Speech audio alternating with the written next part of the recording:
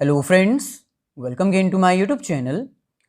आज के इस वीडियो में हम डिस्कस करेंगे अकाउंटिंग स्टैंडर्ड्स के बारे में और ये पता लगाएंगे कि आखिरकार अकाउंटिंग स्टैंडर्ड्स होते क्या हैं, अकाउंटिंग स्टैंडर्ड्स फॉलो करना क्यों ज़रूरी है, इनका ऑब्जेक्टिव क्या है, पर्पस क्या है और नेचर क्या है, with the help of numerical example. चलिए सबसे पहले हम अकाउंटिंग स्टैंडर्ड्स में से इंट्रोडक्शन की बात करते हैं।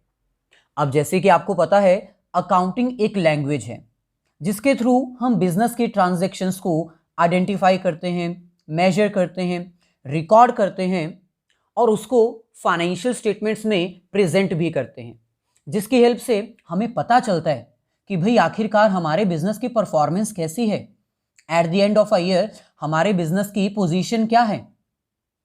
इन शॉर्ट, अकाउंटिंग एक लैंग्वेज है जिसके थ्रू हम बिजनेस की परफॉर्मेंस और पोजीशन के बारे में पता लगाते हैं और यही परफॉर्मेंस और पोजीशंस डिफरेंट पार्टीज के द्वारा यूज की जाती है। एक ऑनर जो है वो परफॉर्मेंस और पोजीशन को देखता है और पता लगाता है कि हमें प्रॉफिट हुआ है या लॉस हुआ है, हमारी स्ट्रेंथ कितनी है, हमारी वीकनेस कितनी है। एक जो क्रेडिटर है वो उधार देने से पहले फाइनेंशियल परफॉर्मेंस और पोजीशन को देखता है। एक बैंक लोन देने से पहले परफॉर्मेंस और पोजीशन को देखता है। एक इन्वेस्टर आपके बिजनेस में इन्वेस्ट करने से पहले आपकी परफॉर्मेंस और पोजीशन को देखता है। यानी इन शॉर्ट, अकाउंटिंग की हेल्प से हम हमारे बिजनेस की परफॉर्मेंस और पोजीशन को पता लगाते हैं और वही परफॉर्मेंस और पोजीशंस डिफरेंट पार्टीज यूज करती हैं अपने डिसीजंस लेने के लिए। लेकिन आपको यह भी पता होना चाहिए कि जब एक बिजनेस ऑर्गेनाइजेशन अपनी परफॉर्मेंस और पोजीशन को प्रिपेयर करती है, आइडेंटिफाई करती है, तो उस टाइम एक बिजनेस ऑर्गेनाइजेशन को कुछ स्टैंडर्ड्स फॉलो करने पड़ते हैं, कुछ गाइडलाइंस फॉलो करनी पड़ती हैं और उन्हीं गाइडलाइंस को हम अकाउंटिंग स्टैंडर्ड्स कहते हैं। और ये अकाउंटिंग स्टैंडर्ड्स हमें इसलिए फॉलो करने पड़ते हैं ताकि जब हम अपनी फाइनेंशियल स्टेटमेंट्स प्रिपेयर करें तो उन फाइनेंशियल स्टेटमेंट्स में यूनिफॉर्मिटी आ सके, कंसिस्टेंसी आ सके, हम सेम प्रैक्टिसेस को फॉलो कर सके। डिफरेंट आइटम्स को ट्रीट करते हुए हम हमारी सेम प्रैक्टिसेस को फॉलो कर सकें, इसीलिए अकाउंटिंग स्टैंडर्ड्स बनाए जाते हैं। अब स्टैंडर्ड्स का मतलब क्या होता है? बेंचमार्क्स, यानी जिनको फॉलो करना ही पड़ेगा। अगर इनको फॉलो नहीं करोगे तो अकाउंटिंग करनी मुश्किल हो जाएगी। एक अकाउंटेंट को अकाउंटिंग करते समय इन स्टैंडर्ड्स को फॉलो करना ही पड़ता है, क्योंकि ये स्टैंडर्ड्स कुछ ऐसी गाइडलाइंस होती हैं जिसकी हेल्प से एक अकाउंटेंट को यह पता चलता है कि अब मेरे को क्या करना है। जैसे फॉर एग्जांपल, कई बार बिजनेस में कुछ ऐसी एक्टिविटीज होती हैं, कुछ ऐसी ट्रांजैक्शंस होती हैं जो बैलेंस शीट बनने के बाद सामने आती हैं। यानी आपने अपनी बैलेंस शीट पूरी बना ली, उसके बाद कुछ ट्रांजैक्शंस परफॉर्म की गई हैं। अब ऐसे ट्रांजैक्शंस जो बैलेंस शीट बनने के बाद परफॉर्म की गई हैं, उसका ट्रीटमेंट क्या किया जाएगा? ये कहां से पता चलेगा? अकाउंटिंग स्टैंडर्ड से। ऐसे ही बिजनेस में बहुत सारी ट्रांजैक्शंस होती हैं, बहुत सारे इवेंट्स होते हैं, बहुत सारी आइटम्स होती हैं। उन आइटम्स का, उन ट्रांजैक्शंस का कब, कैसे, कहां पर, कैसा ट्रीटमेंट किया जाएगा, ये सब हमें कहां से पता चलते हैं? अकाउंटिंग स्टैंडर्ड से। इन शॉर्ट, अकाउंटिंग स्टैंडर्ड्स वो गाइडलाइंस हैं, वो नॉर्म्स हैं, वो रूल्स रेगुलेशंस हैं जो कंपल्सरली फॉलो करने ही पड़ते हैं बिजनेस की परफॉर्मेंस और फाइनेंशियल स्टेटमेंट्स प्रिपेयर करने के टाइम पर।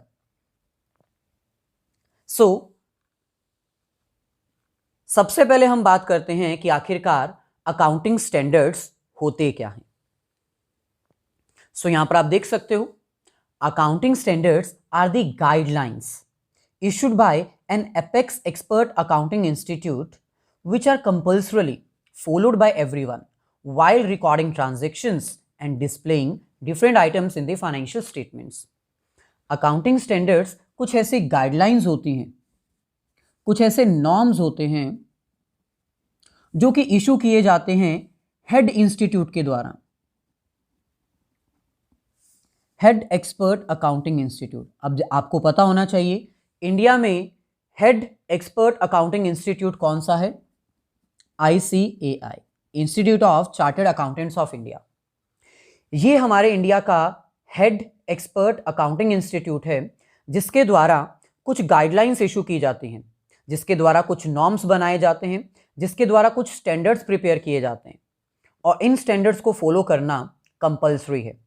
जब आप अपनी बिजनेस ट्रांजैक्शंस को रिकॉर्ड करते हो, फाइनेंशियल स्टेटमेंट्स में जब आप उनको डिस्प्ले करते हो, तो इन्हीं स्टैंडर्ड्स को फॉलो करते हुए आपको अपनी ट्रांजैक्शंस रिकॉर्ड करनी होती हैं और फाइनेंशियल स्टेटमेंट्स प्रिपेयर करनी होती हैं।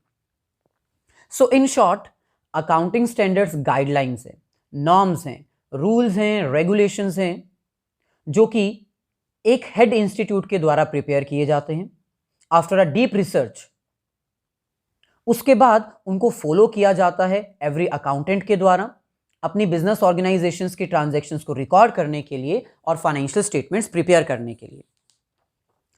जब हम अकाउंटिंग स्टैंडर्ड्स की बात करते हैं तो आपको पता होना चाहिए कि अकाउंटिंग स्टैंडर्ड्स में मेजरली फोकस किया जाता है मेजरमेंट के ऊपर,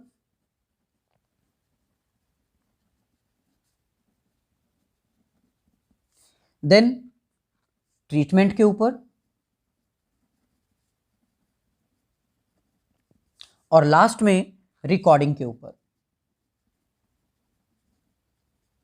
यानी जितने भी अकाउंटिंग स्टैंडर्ड्स हैं वो हमें एक्सप्लेन करते हैं कि कैसे हमें हमारी ट्रांजैक्शंस को मेजर करना है, कौन सी वैल्यू पर मेजर करना है, क्योंकि बहुत सारी वैल्यूज होती हैं, historical price, realisable price, market price, cost price, original price, बहुत सारी वैल्यूज होती हैं। तो अकाउंटिंग स्टैंडर्ड्स हमें बताते हैं कि कौन सी सिचुएशन में किस प्राइस पे आपको अपनी एसेट्स की वैल्यूएशन करनी है, मेजरमेंट करनी है। For example, valuation of inventory.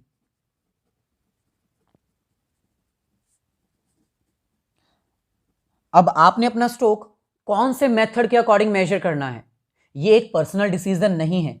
एक अकाउंटेंट अपनी पर्सनल जजमेंट के अकॉर्डिंग कोई भी मेथड सिलेक्ट नहीं कर सकता है। हर अकाउंटेंट को अकाउंटिंग स्टैंडर्ड्स फॉलो करने पड़ते हैं और उसके अकॉर्डिंग एक मेथड सिलेक्ट करना होता है। सो बिजनेस में बहुत डिफरेंट सिचुएशंस आ सकती हैं। अकाउंटिंग स्टैंडर्ड्स में वो सारी सिचुएशंस एक्सप्लेन कर रखी हैं और उन्हीं सिचुएशंस को ध्यान में रखते हुए एक अकाउंटेंट को कंपल्सरली वही मेथड फॉलो करना पड़ेगा, वो अपनी पर्सनल जजमेंट नहीं दे सकता। ऐसे ही सेकंड फोकस किया जाता है ट्रीटमेंट के ऊपर। यानी अकाउंटिंग स्टैंडर्ड्स कुछ ऐसी गाइडलाइंस हैं जो हमें ये एक्सप्लेन करती हैं कि हमें कौन कौन सी ट्रांजैक्शन का कैसा ट्रीटमेंट करना है। For example, events occurring after balance sheet. मान लीजिए कुछ ऐसी ट्रांजैक्शंस हैं जो बैलेंस शीट प्रिपेयर करने के बाद टेक प्लेस करती हैं, परफॉर्म की जाती हैं, तो उनका ट्रीटमेंट कहां किया जाएगा? बैलेंस शीट तो बनके तैयार हो चुकी है, इसका ट्रीटमेंट आप कहां करोगे? इसके बारे में भी एक स्टैंडर्ड बन रखा है और वो स्टैंडर्ड आपको बताता है कि इनका ट्रीटमेंट कब, कहां, कैसे करना है। और ऐसे ही रिकॉर्डिंग करते टाइम पर आपको कैसे रिकॉर्डिंग करनी है, कौन सी अमाउंट पर रिकॉर्डिंग करनी है, कौन सा मेथड फॉलो करना है। डेप्रिसिएशन में भी बहुत सारे मेथड्स हैं। सो इसका मतलब अकाउंटिंग स्टैंडर्ड्स कुछ ऐसी पॉलिसीज होती हैं, रिटन डॉक्यूमेंट्स होते हैं, गाइडलाइंस होती हैं, नॉर्म्स होते हैं, रूल्स रेगुलेशंस होते हैं जो कि एक एक्सपर्ट एपेक्स अकाउंटिंग इंस्टीट्यूट के द्वारा इशू किए जाते हैं, जिनको फॉलो अप करना कंपल्सरी होता है। सो ये जो रिटन डॉक्यूमेंट्स होते हैं ये हमें रिकॉर्डिंग करने के लिए, ट्रीटमेंट करने के लिए, मेजरमेंट करने के लिए, in short financial statements prepare करने के लिए हेल्पफुल होते हैं। और हर अकाउंटेंट को इनको फॉलो करना ही पड़ता है ताकि वो ये पहचान सकें, ताकि वो ये जान सकें कि हमें कब कौन सी आइटम का कैसा ट्रीटमेंट करना है। और अगर एक अकाउंटेंट अकाउंटिंग करते समय अकाउंटिंग स्टैंडर्ड्स को फॉलो नहीं करता, इन दैट सिचुएशन उसको पता ही नहीं चलेगा कि कैसे मेजरमेंट करनी है, तो फिर वो अपनी पर्सनल जजमेंट अप्लाई करेगा और जब वो अपनी पर्सनल जजमेंट अप्लाई करेगा तो फाइनेंशियल अकाउंटिंग में कभी भी यूनिफॉर्मिटी नहीं आ सकेगी। फ्यूचर में अगर वो अपनी परफॉर्मेंस को कंपेयर करना चाहता है अपनी ऑर्गेनाइजेशन में या आउटसाइड दी ऑर्गेनाइजेशन में, तो वो कंपेयर नहीं कर पाएगा क्योंकि उसने अलग अलग मेथड्स अप्लाई किए होंगे पर्सनल जजमेंट के अकॉर्डिंग। कभी कोई मेथड, कभी कोई मेथड, कभी कोई और ट्रीटमेंट, कभी कुछ और ट्रीटमेंट किया होगा। सो इन शॉर्ट, अकाउंटिंग स्टैंडर्ड्स को फॉलो करने से हमें पता चलता है कि कैसे ट्रांजैक्शंस को मेजर करना है, कैसे उनका ट्रीटमेंट करना है और कैसे उनकी रिकॉर्डिंग करनी है, जिसके कारण फाइनेंशियल स्टेटमेंट्स में यूनिफॉर्मिटी आती है, कंसिस्टेंसी आती है और हम हमारी फाइनेंशियल स्टेटमेंट्स को कभी भी कंपेयर कर सकते हैं। हमारी अकाउंटिंग प्रैक्टिसेस और पॉलिसीज कांस्टेंट हो जाती हैं। और वहीं दूसरी तरफ अगर हम अकाउंटिंग स्टैंडर्ड्स को फॉलो नहीं करते तो हमें नहीं पता चलेगा कैसे मेजरमेंट करना है, कैसे ट्रीटमेंट करना है और कैसे रिकॉर्डिंग करनी है, जिसके कारण एक अकाउंटेंट बार बार अपनी पर्सनल जजमेंट लगाएगा और अलग अलग मेथड अप्लाई करना शुरू कर देगा, जिसके कारण यूनिफॉर्मिटी नहीं आ पाएगी। So in short, these standards are useful for the accountants as it helps them for dealing with different items. So in short हम ये कह सकते हैं कि ये जो अकाउंटिंग स्टैंडर्ड्स होते हैं, ये जो नॉर्म्स होते हैं, वो एक अकाउंटेंट के लिए बहुत यूजफुल होते हैं, क्योंकि इन्हीं स्टैंडर्ड्स को पढ़ के एक अकाउंटेंट ये सीखता है कि कैसे उसको ट्रीटमेंट करना है डिफरेंट आइटम्स का। These standards explains the standard steps for the measurement, treatment and recording of different items which bring uniformity in accounting. यही वो स्टैंडर्ड्स हैं जो एक्सप्लेन करते हैं कि एक अकाउंटेंट को कैसे डिफरेंट आइटम्स का मेजरमेंट करना है, ट्रीटमेंट करना है और रिकॉर्डिंग करनी है, ताकि अकाउंटिंग के प्रोसेस में, अकाउंटिंग की प्रैक्टिसेस में और पॉलिसीज में यूनिफॉर्मिटी आ सके। नेक्स्ट हमारे पास है ऑब्जेक्टिव, यानी अकाउंटिंग स्टैंडर्ड फॉलो करने क्यों चाहिए, इससे बेनिफिट क्या होता है। First, to disclose the basis of accounting. Accounting standard हमें इसलिए फॉलो करने चाहिए ताकि हम डिफरेंट पार्टीज को बता सकें कि हमने कौन कौन से स्टैंडर्ड्स फॉलो किए हैं, किस तरह फॉलो किए हैं। यानी हम पूरा डिस्क्लोज करना चाहते हैं कि हमने अपनी अकाउंटिंग स्टैंडर्ड्स कैसे प्रिपेयर किए हैं, हमने अपने अकाउंट्स कैसे प्रिपेयर किए हैं, हमारी परफॉर्मेंस कैसी है। सो पहली चीज हम ये डिस्प्ले करना चाहते हैं, डिस्क्लोज करना चाहते हैं कि हमने हमारे अकाउंट्स कैसे प्रिपेयर किए हैं, और दूसरा हम अपनी फाइनेंशियल स्टेटमेंट्स को भी कंप्लीट प्रेजेंट करना चाहते हैं।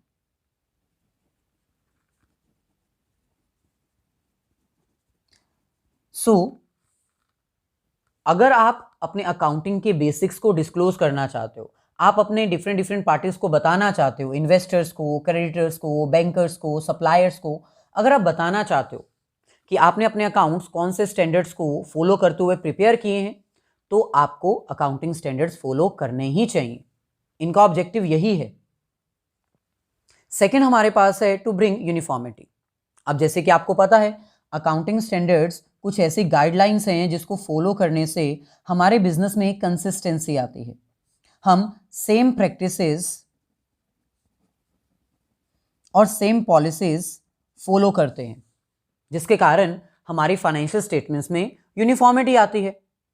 यानी जो डिफरेंट प्रैक्टिसेस फॉलो की जाती हैं अकाउंटेंट्स के द्वारा, अगर आप वो एलिमिनेट करना चाहते हो तो आपको अकाउंटिंग स्टैंडर्ड्स फॉलो करने चाहिए। सो सेकंड ऑब्जेक्टिव क्या है, क्यों हम अकाउंटिंग स्टैंडर्ड्स फॉलो करते हैं, क्यों हम गाइडलाइंस को फॉलो करते हैं, ताकि हमारे बिजनेस में, हमारी अकाउंटिंग प्रैक्टिसेस में, हमारी अकाउंटिंग पॉलिसीज में एक कंसिस्टेंसी आ सके, यूनिफॉर्मिटी आ सके, और एक अकाउंटेंट जो अपनी पर्सनल जजमेंट के अकॉर्डिंग डिफरेंट प्रैक्टिसेस फॉलो करता है, उसको एलिमिनेट किया जा सके।